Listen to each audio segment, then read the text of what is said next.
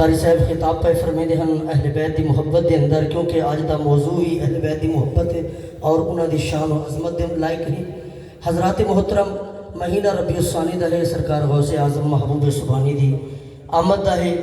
غوث اعظم متقی ہر آن میں، غوث اعظم متقی ہر آن میں، چھوڑا ماں کا دودھ ماہ رمضان میں۔ سبحان اللہ۔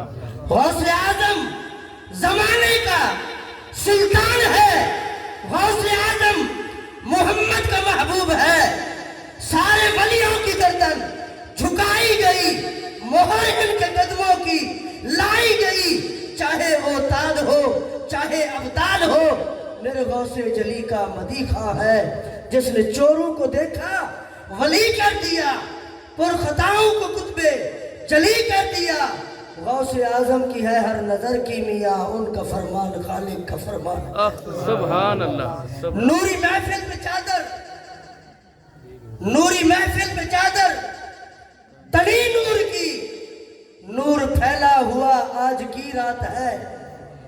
عرش پر دھوم ہے، فرش پر دھوم ہے وہ بدبخت جو آج محروم ہے۔ پھر یہ آئے گی شب کس کو معلوم ہے، ہم پہ لطف خدا آج کی رات ہے۔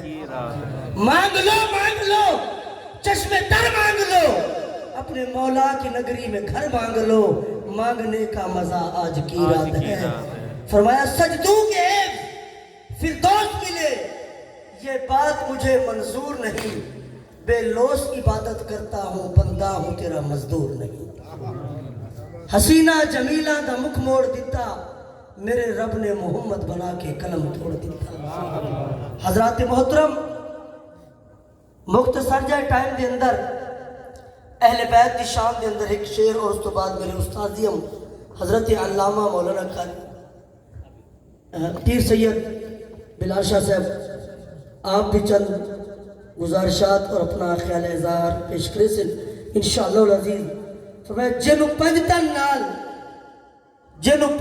نال پیار نہیں، او دے کلمے دا اعتبار نہیں، جڑا چو یاراں دا یار نہیں، او جنت دا حقدار نہیں۔